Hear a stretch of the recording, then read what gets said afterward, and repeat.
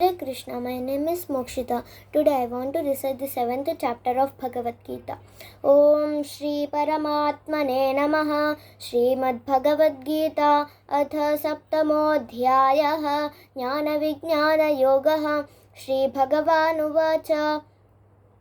मय्या सक्तमनाः पार्थ योगन्युञ्जन्मदाश्रयः असंशयं समग्रं मां यथा ज्ञास्यसि तच्छृणु ज्ञानं तेऽहं सविज्ञानम् इदं वक्ष्यामि शेषतः यज्ञात्वा नेह भूयोऽन्यत् ज्ञातव्यमवशिष्यते मनुष्याणां सहस्रेषु कश्चिद्यतति सिद्धये यततामपि सिद्धानां कश्चिन्मां वेत्ति तत्त्वतः भूमिरापो नलो वायुः खं मनो बुद्धिरेव च अहंकार इति यं मे भिन्ना प्रकृतिरष्टधा अपरेयमितस्त्वन्यां प्रकृतिं विद्धि मे परां जीवभूतां महाबाहो य एदं धार्यते जगत् एतद्योनीनि भूतानि सर्वाणीत्युपधारय अहं कृत्स्नस्य जगतः प्रभवः प्रलयस्तथा मत्तः परतरं नान्यत् किञ्चिदस्ति धनञ्जय मयि सर्वमिदं प्रोतं सूत्रे मणिगणा इव रसोऽहमप्सु कौन्तेय प्रभास्मि शशिशूरयोः प्रणवः सर्ववेदेषु शब्दः खे पौरुषं नृषु पुण्यो गन्धः पृथिव्याञ्च तेजश्चास्मि विभावसो जीवनं सर्वभूतेषु तपश्चास्मि तपस्विषु बीजं मां सर्वभूतानां विद्धि पार्थ सनातनं बुद्धिर्बुद्धिमतामस्मि तेजस्तेजस्विनामहं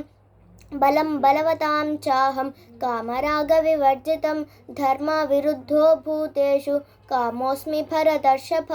ये चैव सात्विका भावाः राजसास्तामसाश्च ये मत्त एवेति तान् विद्धि न त्वहं तेषु ते मयि त्रिभिर्गुणमयैर्भावैः येभिः सर्वमिदं जगत् मोहितं नाभिजानाति मामेभ्यः परमव्ययम्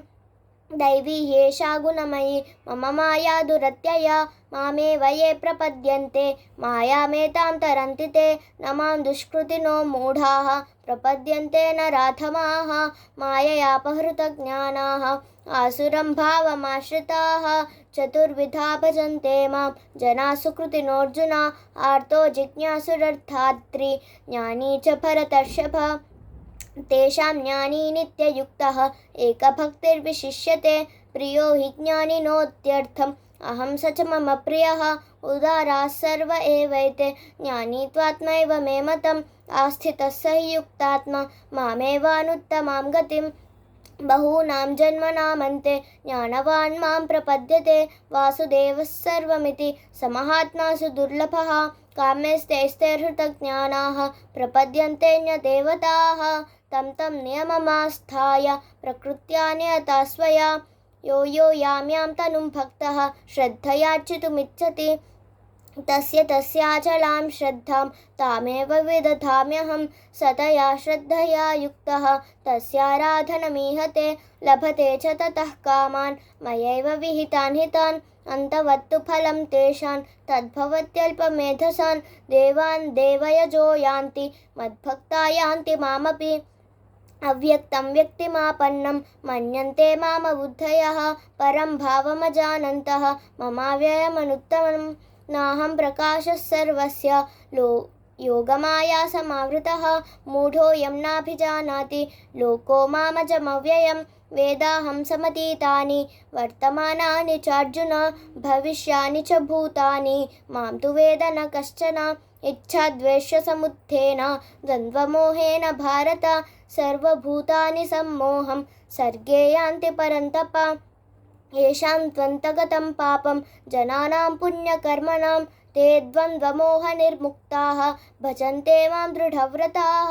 जरामरणमोक्षाय मामाश्रित्य यतन्ते ये ते ब्रह्म तद्विदुः कृत्स्नम्